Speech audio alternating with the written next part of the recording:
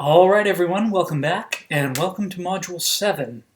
In this module, we're going to be looking at a third approach to the study of religion. And that approach, or method, is the method of history.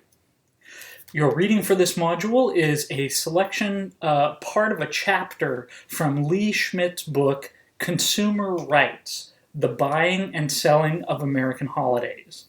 And as I'm sure you all already know, because you've done the readings over fall break, this chapter is all about the history of Christmas in America. Now, I realize that to a lot of people, history can seem very dull and boring. When we study history in high school, it's often about memorizing names and dates of important people or major events. And certainly that can get boring. But history is much, much more than just memorizing names and dates. History can be a powerful method for studying religion because it forces us to think about the ways that religions change over time. When it's done really well, historical studies of religion are very much like ethnography. Now, we saw in our last three modules how ethnographers try to immerse themselves completely inside someone else's world. They try to see things as people in another culture see them, like when Orsi talked to the woman who took a bag of dirt to the hospital, when Ochoa actually made a cauldron with the Paulo teachers, or when Quan spoke to a Vietnamese god about money for ghosts. And deep down, I think a lot of historians are doing something quite similar to ethnography. The difference is that they seek to understand cultures of the past, so they can't exactly do what ethnographers do and go out and talk to people, because the people that historians would like to talk to are all dead. So in order to understand a culture of the past, historians go to archives, and they read lots and lots of old documents. They read letters and diaries from people of a particular time. Sometimes they analyze photographs, maps, artifacts, or other material and visual things from the past. And when historians of religion are at their best, what they really are doing is immersing us in the strange worlds, the strange cultures that people lived in the past.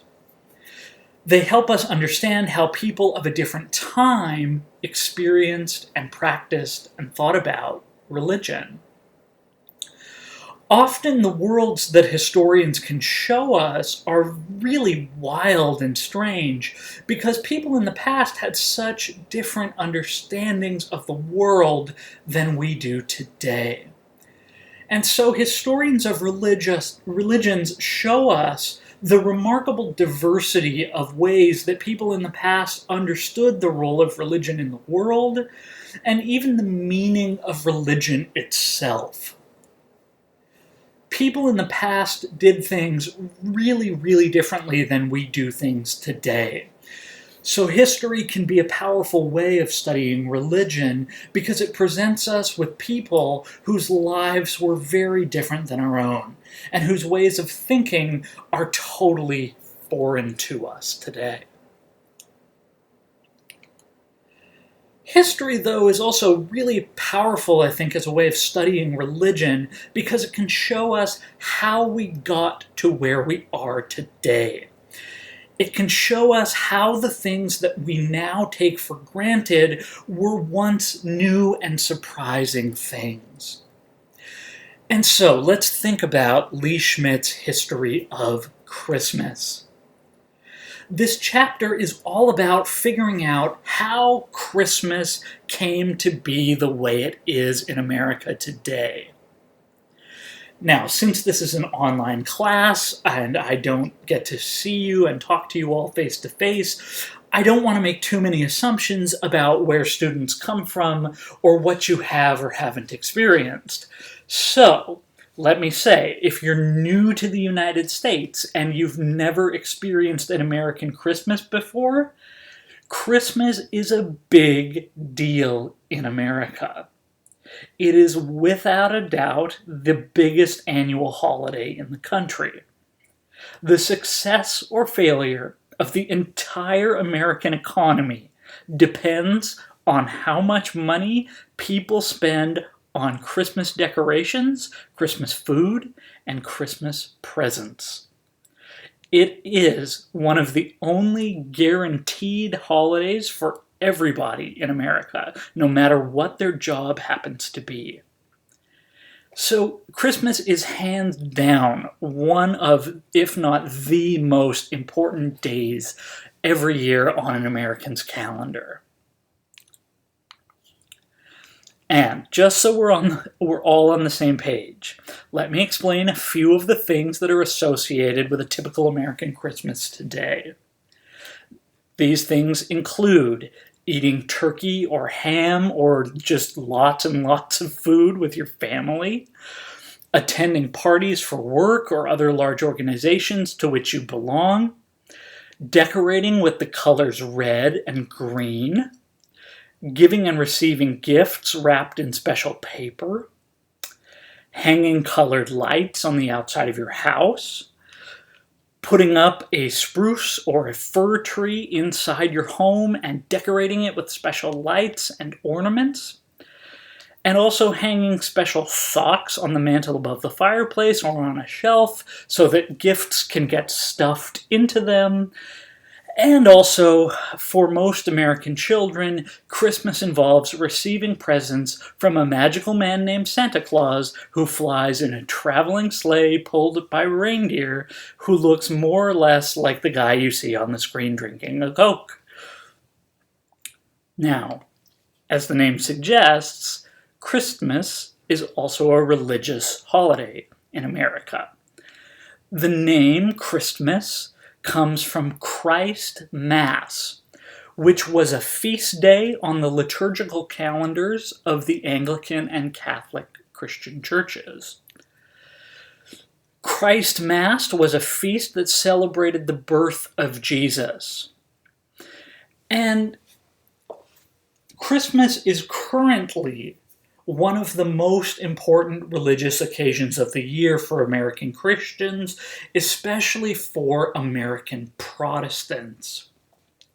For American Protestants, Christmas typically involves attending a special religious service either on the night before Christmas, on Christmas Eve, or early on Christmas morning, or both Christmas Eve and Christmas morning. People, that is Protestants, often decorate their yards, homes, or churches with what are called nativity scenes, and you can see one on the screen right now.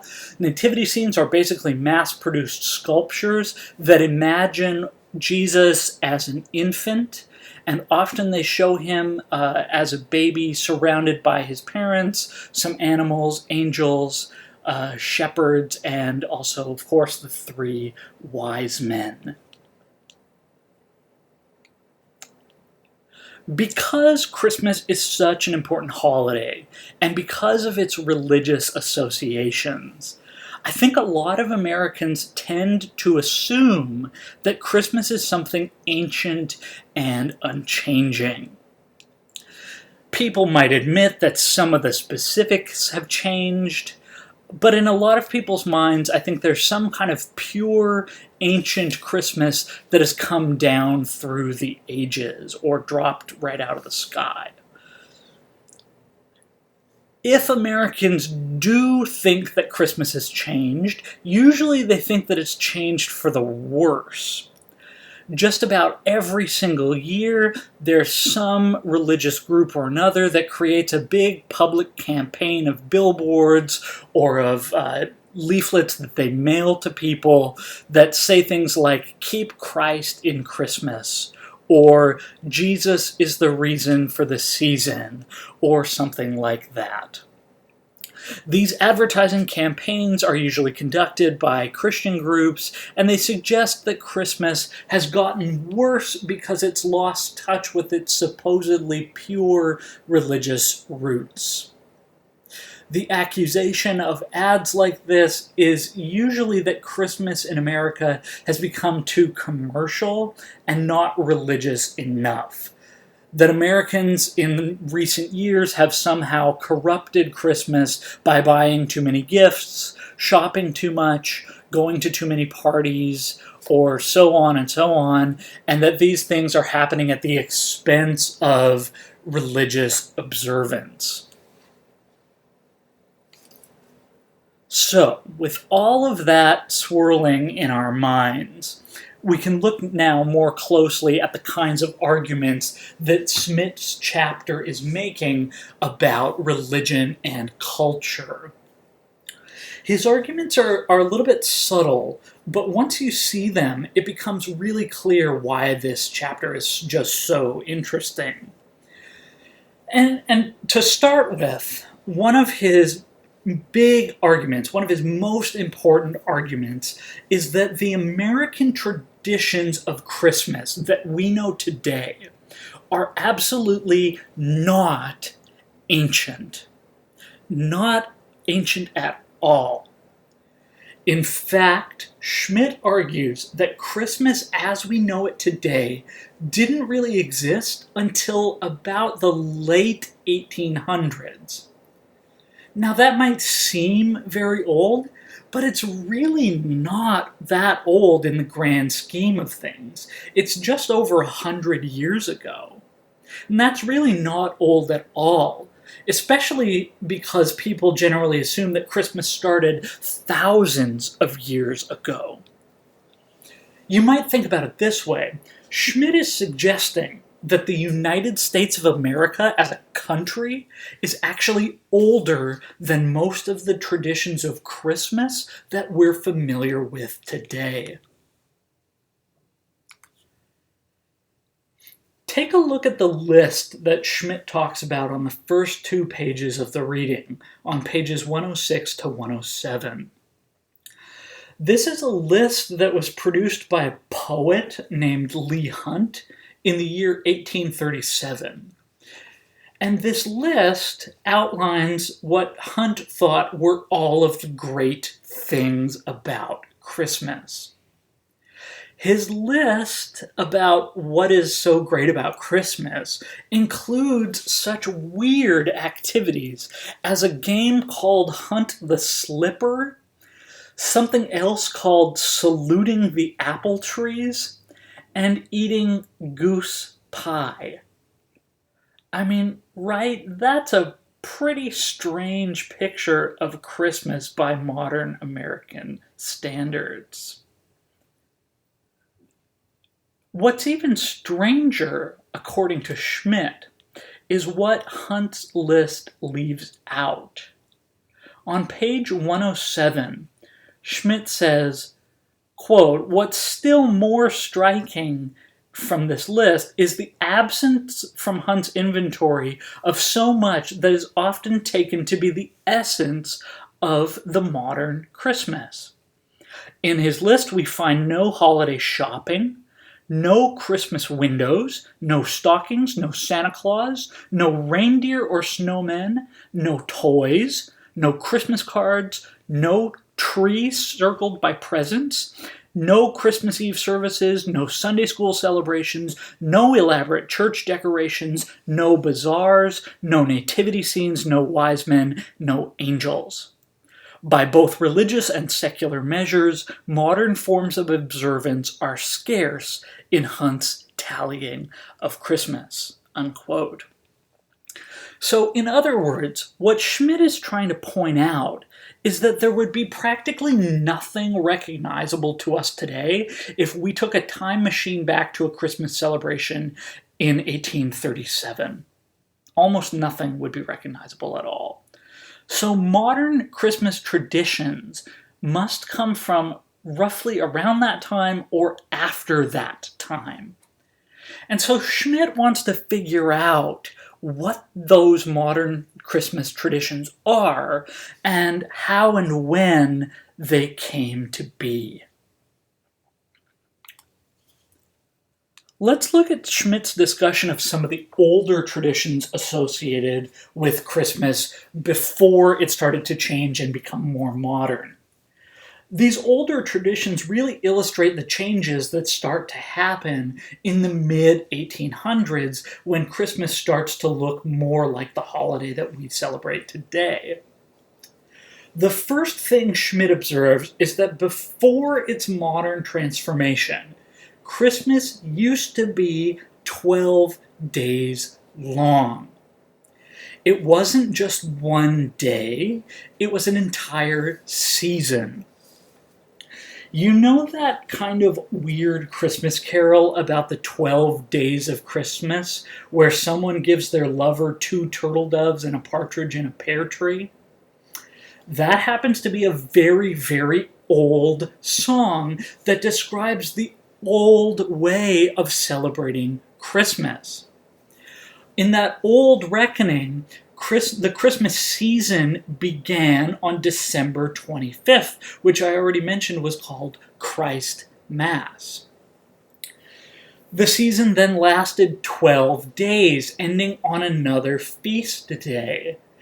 And it was called the Feast of Epiphany, which celebrated the 3 wise men's visit to the infant Jesus, as recorded in the New Testament. So in this old version of Christmas, which lasted 12 days, the season of Christmas was about feasting, it was about dancing, it was about going to parties where you wore masks, and it was about playing games. It was not a single day. It was not really a religious festival, and it most certainly was not primarily about giving gifts. On the screen is a print from 1814 of one of these very old-fashioned Christmas celebrations. And as you can see in this scene, people are at a party. They're playing some kind of game, and one of them is dressed up as a ghost, scaring everyone else, kind of generally causing mischief and mayhem. There's also liquor bottles scattered all across the floor, and people are knocking stuff over because this is a really wild party. And this is ultimately what Schmidt is saying was what Christmas used to be about.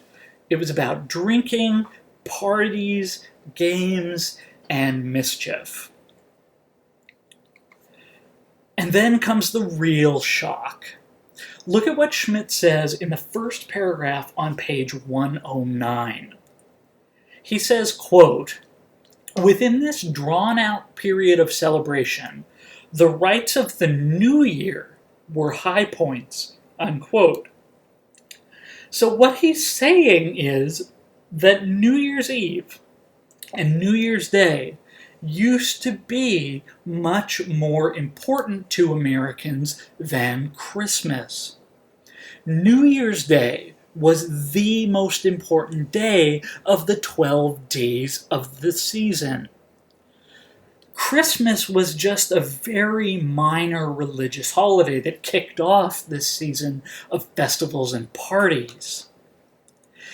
Easter was the far more important holiday on the old Christian calendar. But in winter, in this season, the most important holiday was New Year's Eve or New Year's Day, not Christmas. And lest we should think that New Year's Eve or New Year's Day was more religious just because it was older, back then, just like today, one of the major ways people celebrated the New Year was to drink a lot of alcohol. So the Christmas season wasn't really seen as a religious time. It was more like the midwinter party season. At the bottom of page 109, Schmidt notes that, quote, "New Year's merriment, often grew to riotous and disorderly levels, especially in cities such as Philadelphia, New York, and Baltimore. A night of clamor and license, of shooting guns and rough music, New Year's was filled with youthful rowdiness that often edged into violence, unquote. So, in other words, in early America, the 12 days of Christmas wasn't a very serious or a very somber festival. It was a season of wild partying. And in the middle of all of that wild partying, the other crucial thing that Schmidt observes is that people used to give each other gifts on New Year's Day. They did not give gifts on December 25th, on Christmas. People gave gifts to each other to celebrate the new year. And we need to recognize what Schmidt points out about these gifts. It's not like they were giving lavish and outrageously expensive gifts to each other like we do today. They gave instead what were called tokens of friendship. According to Schmidt, most people, apart from the super, super rich, like we're talking kings and queens of Europe, everyone except kings and queens gave each other really little, small things. On the bottom of page 111 and the top of 112, he spells out what New Year's gift giving used to look like. Gifts, he says, were, quote, small tokens passed between friends who were relative social equals. Things like holiday cakes, apples, meats, nutmeg, eggs, or oranges stuck with cloves, the chief purpose of which was to convey good wishes for health and prosperity in the coming year, unquote. So I think you're starting to get the picture, right? The holiday season back in the 1700s in colonial America and in the earliest years of the United States of America, that holiday season was really different than Christmas is today. The holiday season used to be an entire long period of drinking, gambling, dancing, feasting, and causing mischief. And the most important day of this festival season was New Year's Day. People gave each other gifts on New Year's Day, and the things they gave as gifts were really small things like apples or pies. So here's where it gets more interesting, because that all began to change in the 1820s and 30s, when Christmas started to take on some of its more modern associations, and some of the modern things that we now think of as being Christmas get invented and established and start to become popular in America.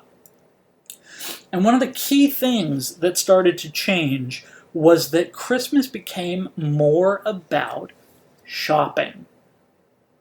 People started to merge the tradition of giving gifts for the New Year with the tradition of the Christmas feast. Even more specifically, people began to change the tradition of gift giving to make it more and more about family. In the old tradition, you gave an apple on New Year's Day to your friends or your neighbors. In the new modern tradition of Christmas, you gave more lavish gifts, and you gave them primarily to your family. You gave gifts that were a sacrifice for you to afford, gifts that somewhat stretched the limits of a family's finances. So one of the crucial changes that happens is that Christmas took over from the New Year as the primary festival of gift giving. And the gift giving started to become more and more expensive, and the focus shifted from neighbors and friends to gifts for family. Christmas, therefore, started to become a holiday centered in the domestic circle. It became a holiday that was all about home and family, and it was celebrated through elaborate gift giving. Now, as Schmidt observes, kind of toward the middle end of his chapter, women were increasingly seen as the people primarily in charge of this new family-centered gift-giving tradition of Christmas. Women were the ones who were supposed to buy most of the gifts for their families. Women were supposed to run the new family-centered rituals of Christmas. And women were supposed to decorate their home in a special way for Christmas. So, in other words, beginning in the 1820s and 1830s, it started to fall to women to make sure that everyone in their family had a Merry Christmas. And as they recorded in their diaries, which Schmidt talks about in the chapter, these new Christmas responsibilities made many American women feel simply exhausted when the holiday season rolled around. And they said in their diaries that they were tired of shopping, they were tired of cooking, they were tired of decorating. But nonetheless, the social custom changed and the expectations for Christmas were largely put on women. And so, just as Christmas became a celebration primarily about families that was run primarily by women, the old German winter tradition of putting up a tree in the home became the new modern tradition of putting up the Christmas tree. The Christmas tree was raised in a central place in the home. Often it was in the parlor, which was the most important room of the home, and it was put up on a table, as it is in this image that you can see. Gifts were either hung right on the tree, or they were stacked under the tree. The Christmas tree became a place where the family gathered to exchange their gifts. So the widespread adoption of the Christmas tree happened because Christmas changed into a holiday all about families, and specifically families giving each other gifts. But the changes didn't stop there. Just as Christmas was changing to become more and more about the home and the family, it also became more and more about children. Right? Remember back, in the old traditions of the New Year, adults gave gifts to each other as other adults. So you gave gifts to neighbors, friends, or whatever. In the new modern Christmas, gift giving became focused mostly on children.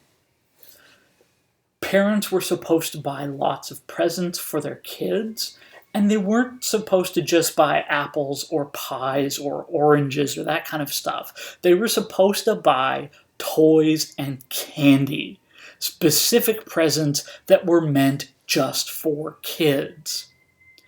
And so the iconography of Christmas started to become more and more about children. People started giving each other cards with pictures of Jesus on them, but it wasn't just Jesus as an adult, it was always Jesus as a baby, Jesus as a little kid. They created nativity scenes that showed what? Right? They showed Jesus as a little kid, surrounded by his family, happy on Christmas. Now, I know that might not seem like much. It might not seem like a big change, but people never used to do stuff like this back in early colonial times. So what Schmidt is showing is that images of Christmas, both the advertisements for gifts and the religious images, started to change because people started to make the holiday of Christmas more and more about families, and specifically more and more about children. Now, in the mid-1800s, Christmas was not only becoming more and more about presents and more about more and more about families, it was also becoming more and more important as a religious holiday. According to Schmidt, this was no accident. He argues that the religious significance of Christmas was a key reason why it became America's most important gift-giving holiday. In short, another one of his major arguments is that the religious significance of Christmas rose at the same time as Christmas took over from New Year's as the main holiday of gift giving. And why did this happen? Well, according to Schmidt, it's largely because the merchants who sold stuff realized that people would buy more gifts for each other and more expensive gifts for each other if they were giving those gifts for religious reasons. Since New Year's Eve was all about drinking and partying, advertisements for gifts started to shift the focus onto Christmas because it was a religious holiday. On page 126, Schmidt notes that the religious significance of Christmas rose right alongside its economic significance and its significance as a gift-giving holiday. He says, quote, "By the 1850s and 60s, fewer and fewer Protestants had scruples about Christmas, and most found Christmas presents well suited to religious reverence and domestic affection. In turn, this growing appreciation for the religious and domestic possibilities of Christmas made the celebration that much more interesting to merchants. The dense symbols of Christmas would ultimately play better in the marketplace than the thinner emblems of New Year's," unquote. So in short, Christmas offered a bigger opportunity for selling stuff than New Year's Eve, precisely because Christmas was a religious holiday. Now, it used to not be a very important one, but gradually it became the most important one. Schmidt is showing that from the very beginning of the modern celebration of Christmas, it was about both religion and buying gifts. It's always been the two together, and it's a relatively recent invention. This blending of religion and commerce was most clear in the large department store Christmas displays that began to emerge in the late 1800s at department stores like Wanamaker's in Philadelphia or Macy's in New York City. Schmidt talks about this at the very end of the section that you read. Now, it's hard to explain today just how important department stores were in the late 1800s. Department stores were new and they were really exciting because instead of going to 5 little stores to get presents for everyone in your family, all of a sudden, once there were department stores, you could go to just one store and find everything you needed. And people loved it. They really loved it, and they made millionaires out of people like John Wanamaker or like the founder of Macy's. And every year, stores like Wanamaker's or Macy's put on huge Christmas displays. These displays were often overtly religious, including pipe organs, church choirs, nativity pageants, angels, stained glass, hymns, and much, much more. At Wanamaker's department store, the central courtyard of the store, like kind of the main open aisle, was literally transformed into a cathedral every Christmas shopping season. And on Christmas Eve, Wanamaker kept the store open late, and literally thousands of people would come to the store to sing Christmas carols together to the tune of this massive pipe organ that was installed in the store. So it really blurred the line between buying gifts and celebrating Christmas as a religious occasion. On page 163, Schmidt says that Wanamaker's annual Christmas displays and its activities around the Christmas shopping season were, quote, a spectacle of spirituality, unquote. Department store Christmas displays created a perfect blend of religion and commerce, religion and shopping for gifts. And that brings us to my very favorite part of Schmidt's chapter, his history of Santa Claus. On page 130, Schmidt notes that, quote, the lively, magical scenes of the modern Christmas bazaar found a patron saint in Santa Claus, and his 19th century ascent as a cultural icon offers a good symbol for the rise of the Christmas market and its significance, unquote. So in other words, what he's saying is that Santa Claus came to embody everything about the new modern celebration of Christmas. He brought together the presents, the emphasis on children, the magic, and the religious significance. It was all rolled into one in the figure of Santa Claus. Santa brought it all together. And so just as Christmas was changing, Santa began to emerge as one of the most important cultural icons of the new holiday of Christmas. Now, the character of Santa Claus was loosely based on an actual Christian saint, that is St. Nicholas the Wonder Worker. Now, let's be real. Before the invention of the modern Santa Claus, almost nobody knew who St. Nicholas the Wonder Worker was. He was a very minor figure in most kinds of Christianity. But his feast day, the day that was devoted to celebrating the life of St. Nicholas, just so happened to be in December.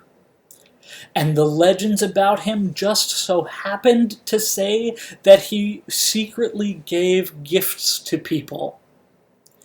And he also just so happened to be a patron saint of children and merchants.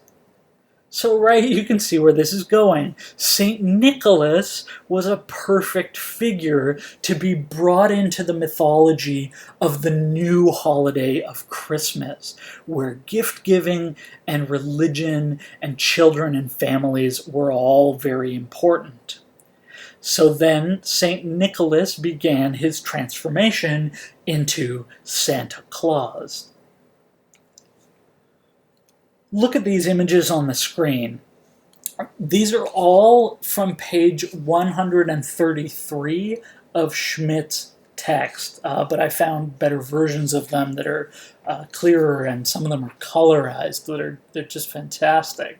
These are all pictures of Santa Claus from the 1850s and 1860s, before images of him really became standardized in their modern form.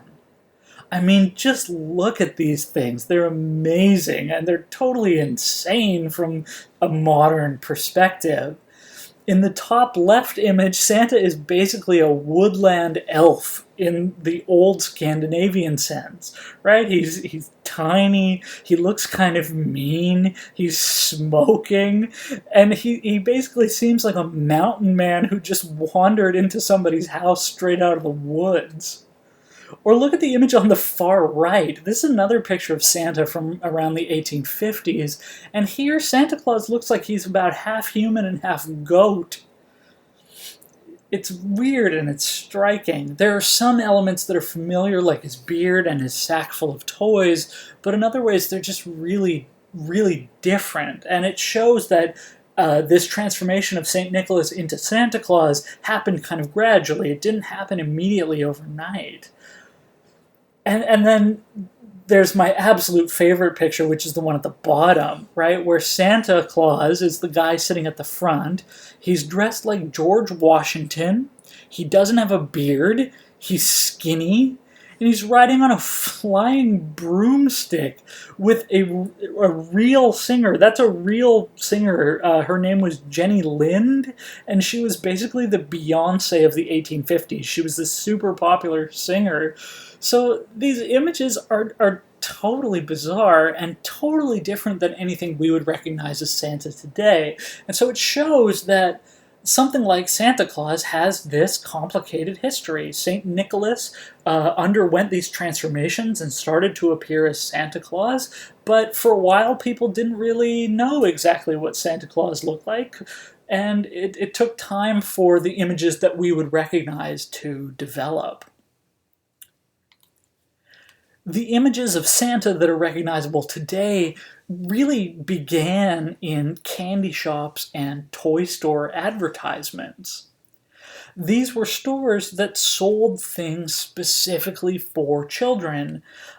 So Santa was really important to these companies in their advertising. It made sense to adopt this figure, right? He was a magical gift giver who carried a bag full of toys and candy, and he brought presents just for kids. So Santa Claus, according to Schmidt, was essentially invented by advertisers in the images that we recognize today. His image was invented by advertisers who were trying to sell toys and candy for children as Christmas gifts. And of course, the advertising images just kept coming. Soon, Santa Claus started appearing on Christmas cards, which were a brand new invention in the 1870s and 80s. And slowly but surely, Santa got fatter and fatter. His beard got fluffier and longer and whiter, and his bag of toys got bigger and bigger. He was often depicted inside a home surrounded by happy children. And then, of course, he began to travel in a sleigh that could fly when pulled by magical reindeer. So Santa's legend kept growing and growing. He became more and more magical in his gift-giving capabilities, completely blurring the lines between religion and shopping. Santa was said to be able to pass through walls and bring marvelous presents without anybody noticing. He could visit every child's home in America in a single night. And then store owners came up with a brilliant idea in the late 1800s. Again, at places like Wanamaker's or Macy's. They began to have Santa appear in person at their department stores so kids could actually meet him and tell him what they wanted for Christmas. Now, of course, the store owners made sure that they sat Santa right in the middle of the toy department so that kids would have to pass by all these toys and see lots of possibilities for presents and then tell their parents what they wanted for Christmas from Santa Claus. Sometimes stores also gave souvenirs, such as booklets or buttons like the one you see on the screen, so that kids would have something to take home with them that was from Santa Claus and conveniently from the store. Right? They would always include the name of the store on these souvenirs so that the kids would remember where all of the great Christmas toys and candy was. Gradually, of course, Santa acquired other sidekicks that had magical powers. When Santa's normal flying reindeer kind of got boring, advertisers invented a brand new one, and that was Rudolph the Red-Nosed Reindeer. Rudolph's story is really great for historians because it has such a clear beginning. On page 147, Schmidt points out that Rudolph the Red-Nosed Reindeer was invented in an advertising campaign for a store called Montgomery Ward during December of 1939. This was an idea that was meant specifically to appeal to children. Rudolph was bullied as a little kid for having a shiny red nose, but when he grew up, his shiny red nose made him special, and then he became Santa's most important reindeer, right? It's a story that every little kid could relate to, but it also has elements of magic to it. Rudolph performs a miracle, essentially, and he saves Christmas because of his bright, shiny nose. Like Santa Claus himself, the new character of Rudolph the Red-Nosed Reindeer blended magical and religious elements together for what purpose? Well, of course, to encourage more Christmas shopping. So I hope you're getting the picture of how Christmas has changed and how Schmidt actually did his work as a historian. So as we've been doing for past modules, let's think now about Schmidt's chapter in terms of its broader significance for how we study religion. I think one important thing this essay suggests is that everything, absolutely everything, has a history behind it. And sometimes we can kind of forget that when we study religions. People often talk about religious traditions as if they are extremely stable through time, or as if they don't have a clear history. But Schmidt's essay is suggesting that everything does in fact have a history. And when historians are doing their work well, they can show us the complicated, fascinating ways that religious traditions have emerged, then changed, and then changed again. Historians of religion help us see the way that things like Christmas, that maybe seem like they've always been a part of our culture, actually emerged in very specific historical contexts. Smith's chapter shows how the rise of the modern holiday of Christmas was totally wrapped up in things like the rise of American consumer culture, changing understandings of gender and family in America, and changing religious practices in the mid-1800s. So Christmas didn't just drop out of the sky in some pure form. It was created piece by piece in the United States just over 100 years ago. So history can be a very effective method of studying religion if you do it like Schmidt did it. First, he picked something that was important to a culture. And it didn't have to be a holiday, right? It could be anything. It could be a festival, a ritual, a special day, maybe a special activity, or a tradition that you observe. And then you just follow that thing backward in time, and you try to trace a history of how that thing used to look and how it now currently looks. You would then look for evidence of how it used to be done, or if maybe there was a moment when it started, when it really kicked off. And then you track the ways that it's changed over time to become the way it is in the present. History can be a very effective method of unpacking things that we take for granted in the world today, because it can show us how things have changed over time, and that all of these things that we take for granted ultimately have a beginning point, and that the things that we associate with holidays, with religious activities, whatever, have emerged over time.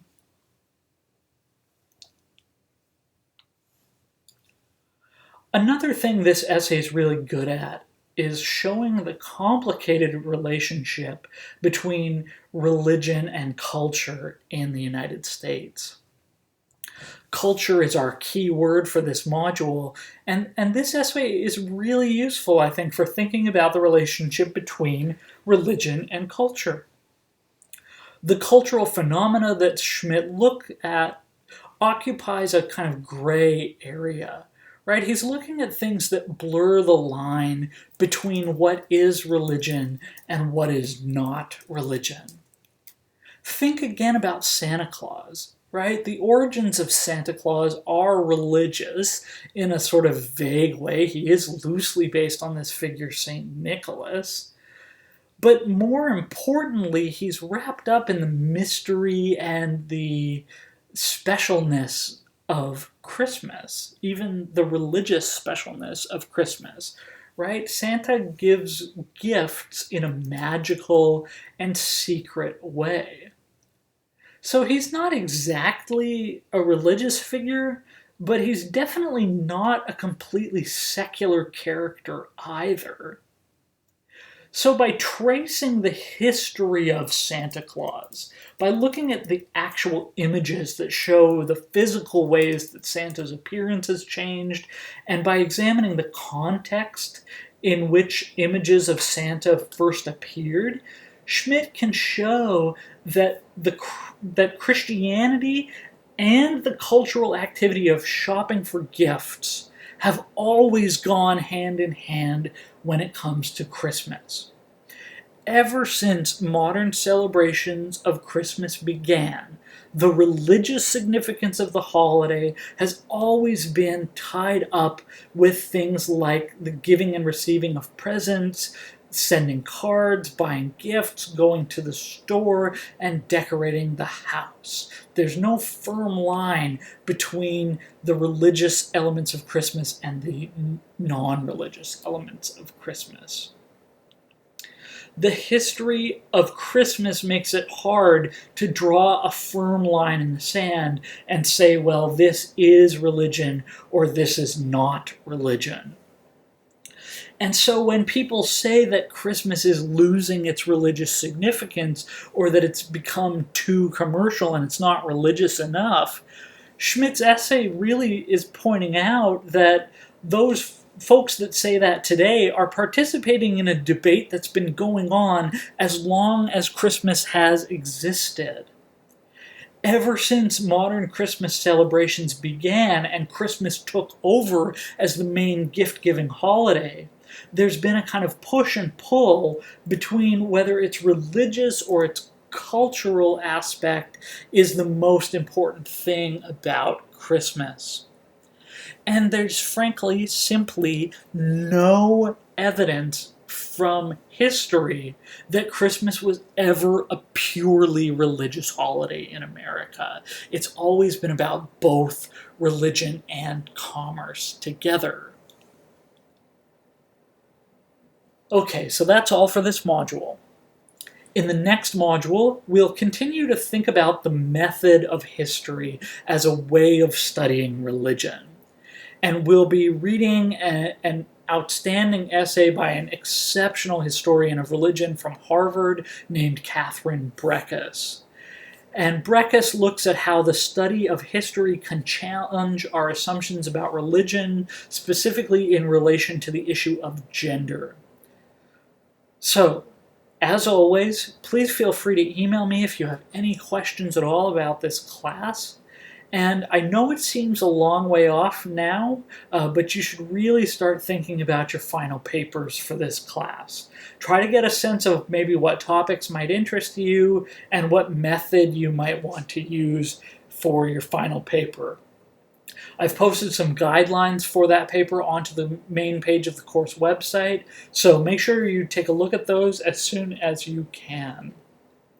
All right, have a good week, everyone, and please always remember that I'm happy to help. If you have any questions, send me an email. I'll do what I can. Okay, Have a good week.